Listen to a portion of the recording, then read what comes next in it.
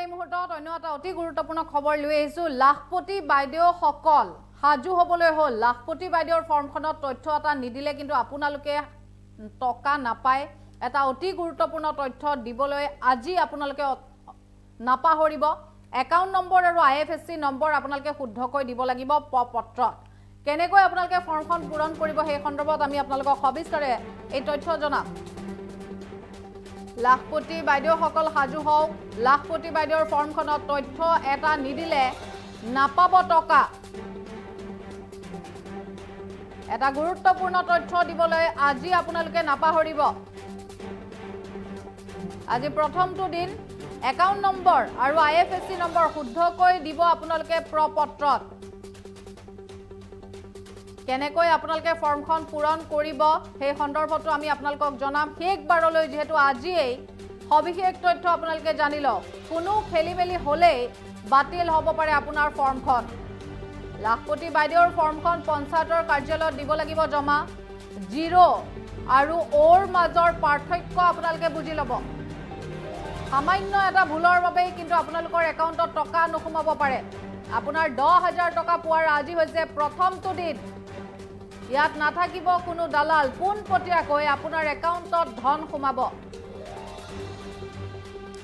10000 টকা পোৱাৰ পাছত ব্যৱসায় কৰিব পাৰিব আপুনি আৰু এই টকাৰে ব্যৱসায় কৰা সকলক পুনৰ 25000 টকা দিব চৰকাৰে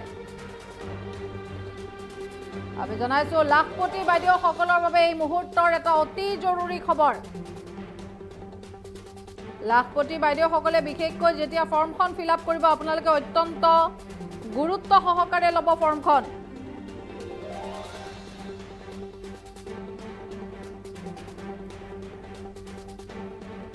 আমি জনাইছো অতি এটা জৰুৰী খবৰ বিশেষকৈ আপোনালোকে যদি ফৰ্মখনত এটা বিশেষ তথ্য নিদিয়ে তেনেহলে আপোনালোকে ধন নাপায় টকা আপোনালোকে নাপাব এটা গুৰুত্বপূৰ্ণ তথ্য দিবলৈ আজি আপোনালোকে কোনো পধ্যে নাপাহৰিব একাউণ্ট নম্বৰ আৰু আইএফএসসি আমি পুনৰ উল্লেখ কৰিছো একাউণ্ট নম্বৰ আৰু আইএফএসসি নম্বৰ শুদ্ধকৈ দিব ফৰ্মখন পূৰণ কৰোঁতে বিশেষকৈ শূন্য আৰু ওৰ মাজৰ যি পাৰ্থক্য যেহেতু শূন্য আৰু ও দেখিবলৈ প্ৰায় একেই গতিকে সেই পাৰ্থক্যটো আপোনালোকে বুজি ল'ব তাৰ পাছত আপোনালোকে ফৰ্মখন ফিল আপ কৰিব শেষবাৰলৈ আজিয়েই জানক এই সবিশেষ তথ্য যেহেতু আজি প্ৰথমটো দিন আপোনালোকে 10000 টকা লাভ কৰাৰ আজি হৈছে প্ৰথমটো দিন কোনো খেলিমেলি হ'লে বাতিল হ'ব পাৰে আপোনাৰ ফৰ্মখন লাখপতি বাইদেউৰ ফৰ্মখন পঞ্চায়তৰ কাৰ্যালয়ত দিব লাগিব জমা আমি পুনৰ কৈছো 0 আৰু ওৰ মাজৰ পাৰ্থক্য বুজি ল'ব সামান্য এটা ভুল আৰু এই সামান্য ভুলৰ বাবে আপোনাৰ একাউণ্টত টকা নোসোমাব পাৰে আপোনাৰ 10000 টকা পোৱাৰ আজি হৈছে প্ৰথমটো দিন আজি আপোনালোকে 10000 টকা লাভ কৰিব ইয়াত কোনো দালাল নাই চিন্তা কৰিবলগীয়া কোনো ধৰণৰ বিষয়ে নাই পোনপটীয়াকৈ আপোনালোকৰ একাউণ্টত এই ধন আপোনালোকে লাভ কৰিব 10000 টকা পোৱাৰ পাছতে আপোনালোকে কৰিব পাৰিব ব্যৱসায় আৰু সেই টকাৰে ব্যৱসায় কৰাৰ পাছত আপোনালোকে পুনৰ 25000 টকা পাব চৰকাৰৰ তৰফৰ পৰা আমি বাৰম্বাৰ এই বাতৰি আমি জনাই আছো আপোনালোকক গতিকে আপোনালোকে এই ক্ষেত্ৰত যথেষ্ট লক্ষ্য কৰিব যে যেতিয়া আপুনি আপোনালোকৰ ফৰ্মখন ফিল আপ কৰিব তেতিয়া যাতে আপোনাৰ শূন্য আৰু ওৰ মাজৰ পাৰ্থক্য আপোনালোকে বুজি লয় শূন্য আৰু ওৰ মাজত থকা সেই পাৰ্থক্য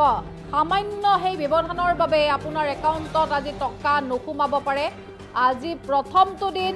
আজি আপোনাৰ একাউণ্টত যেহেতু 10000 টকা সোমাব আৰু সেই 10000 টকাৰে আপুনি কৰিব পাৰিব ব্যৱসায় আৰম্ভ কৰিব পাৰিব তাৰ পাছতে চৰকাৰে আপোনাক পুনৰ 25000 টকা দিব গতিকে যেহেতু এটা অতি ভাল খবৰ গতিকে সামান্য ভুল কৰি আপোনালোকে আপোনালোকৰ হাতৰ পৰা পাবলগীয়া প্ৰাপ্য যাবলৈ নিদিব আমি পুনৰ উল্লেখ কৰিছো লাখপতি হোৱাৰ সুবৰ্ণ সুযোগ দিছে চৰকাৰে গতিকে আপোনালোকে মন কৰিব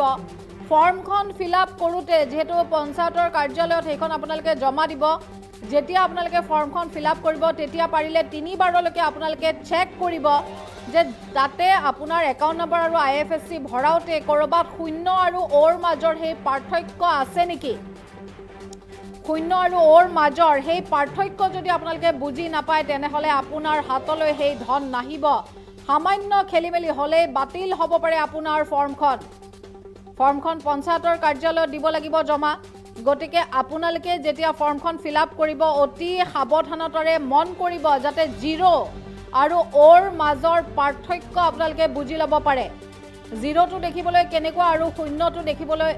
ক্ষমা কৰিব 0টো আৰু ওটো দেখিবলৈ কেনে ধৰণৰ হয় ফৰ্মখন ফিল আপ কৰোঁতে আপোনালোকে বাৰে বাৰে সেই বস্তুটো লক্ষ্য কৰিব অন্যথা আপোনালোকে বিপদত পৰিব পাৰে আমি পুনৰ উল্লেখ কৰিছোঁ 10,000 টকা লাভ কৰাৰ আজি প্ৰথমটো দিন আৰু ইয়াত কোনো দালাল নাই গতিকে চিন্তা কৰিবলগীয়া একো বিষয় নাই দালাল যেহেতু নাই আপোনালোকে পোনপটীয়াকৈ এই ধন চৰকাৰৰ তৰফৰ পৰা লাভ কৰিব অতি সাৱধানতাৰে মাত্ৰ আপোনালোকৰ ফৰ্মখন আপোনালোকে ফিল আপ কৰিব লাখপতি হোৱাৰ যেহেতু সুবৰ্ণ সুযোগ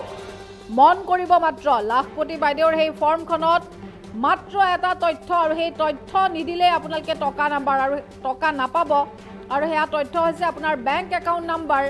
আৰু আপোনাৰ IFSC কোড বেংক একাউণ্টৰ লগতে IFSC কোডটো আপোনাৰ কি হয় উগুল থুগুল লাগি আপোনালোকে IFSC কোডটো ভৰাই নিদিব আপোনালোকে গুগলত মাৰি চাব পাৰিব আপোনাৰ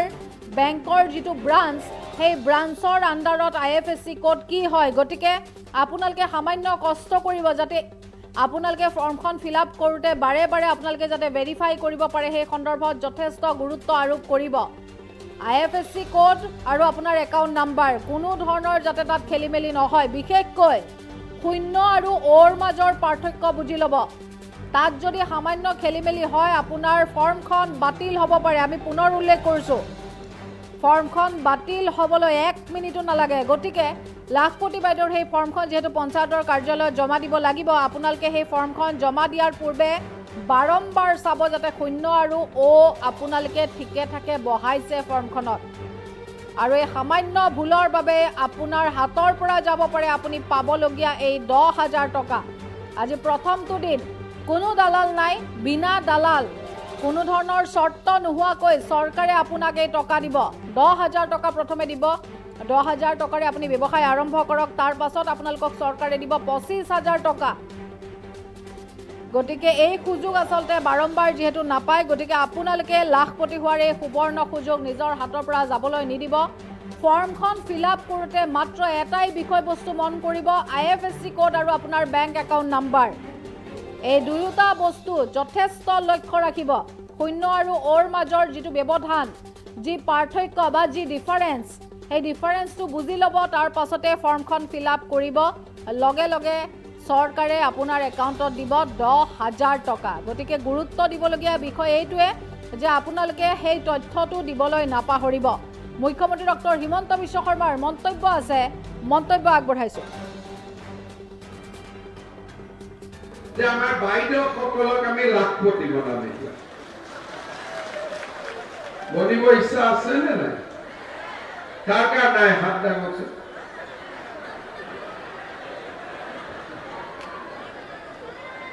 আচ্ছা বনিব কাৰ কাৰ ইচ্ছা আছে হাত দাঙক এতিয়া বাপৰে ইমান লাখপতি বাইদেউ হৈ যাব পিঠা নিঠা পাম নে নাই মাজুলীত আহিলে পাম নে নাই এটা কেনেকে লাখপতি বনিব লাগে এইটো মই বুজাই দিওঁ ঠিক আছে ফৰ্ম পালে নে নাই ফৰ্মখন ল'লে নে নাই আপোনালোকে এতিয়া 2, 3, 4, 5, 6 তাৰিখ এই সপ্তাহটোৰ ভিতৰত আপোনালোকে ফৰ্মখন ঘূৰাই দিব আৰু যেতিয়া ফৰ্মখন ঘূৰাই দিব ফৰ্মখনত বেংকৰ একাউণ্ট নম্বৰটো ভাল কৰি লিখিবই IFSC কোড আৰু একাউণ্ট নম্বৰটো ভাল কৰি লিখিব আৰু ফৰ্মটো লোৱাৰ পিছতে কোনোবা এটা দিন আপোনালোকৰ বেংক একাউণ্টত আমি টুপুং কৰি 10,000 টকা ভৰাম তেতিয়া আমি টকাটো লৈ কি কৰিম হাজবেণ্ডক দি দিম গিৰিয়েকক দি দিম ন কোনে কোনে গিৰিয়েকক টকাটো দিব হাত দাঙকচোন কোনেও নিদিয়ে সঁচা কৈছেতো মোক যিসকলে নিদিব আৰু কিবা এটা কাম আৰম্ভ কৰিব তেওঁলোকক আমি আৰু 25,000 টকা দিম এই 25,000 টকা বেংকৰ পৰা দিম 12,500 ঘূৰাই দিব লাগিব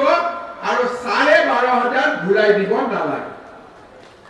10 আৰু 25 কিমান হ'ল 35,000 হল 35,000 টকা লৈ আমি কাম বন কৰিলে 2 বছৰৰ ভিতৰত আমি লাখপতি বনি যাম আৰু যিবিলাক তথাপিতো লাখপতি নবনে 10-20,000 টকা মই আৰু চৰকাৰৰ পৰা দিম হ'ব কিন্তু লাখপতি বনাইহে কিন্তু যিসকলে আৰু হাজবেণ্ডক বহুত মৰম কৰে টকাটো দি দিয়ে সেইখিনি নহ'ব আৰু হয়নে মই কৈছো যে আমাৰ মহিলাসকলে হাজবেণ্ডক বহুত মৰম কৰে এতিয়া হাজবেণ্ডেও মহিলাসকলক মৰম কৰিব লাগিব হয়নে এই টকাটো নললে মৰমটো গম পোৱা যাব ঘৰত কৈ দিব মই তেনেকে কৈছো বুলি ঠিক আছে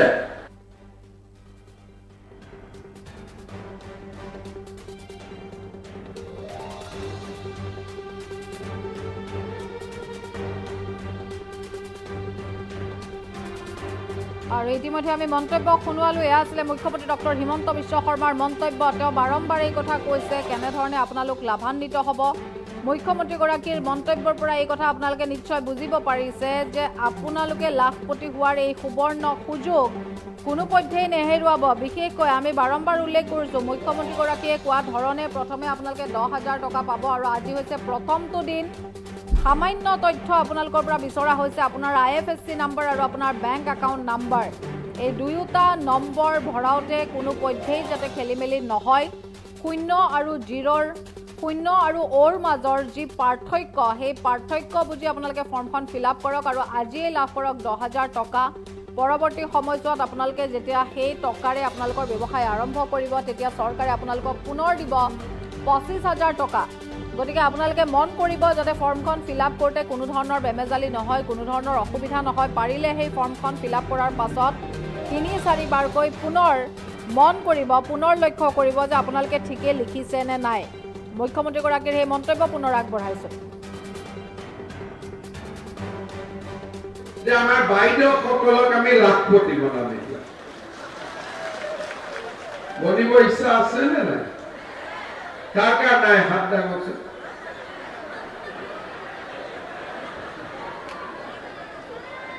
আচ্ছা বনিব কাৰ কাৰ ইচ্ছা আছে হাত দাঙক এতিয়া বাপৰে ইমান লাখপতি বাইদেউ হৈ যাও পিঠা নিঠা পাম নে নাই মাজুলীত আহিলে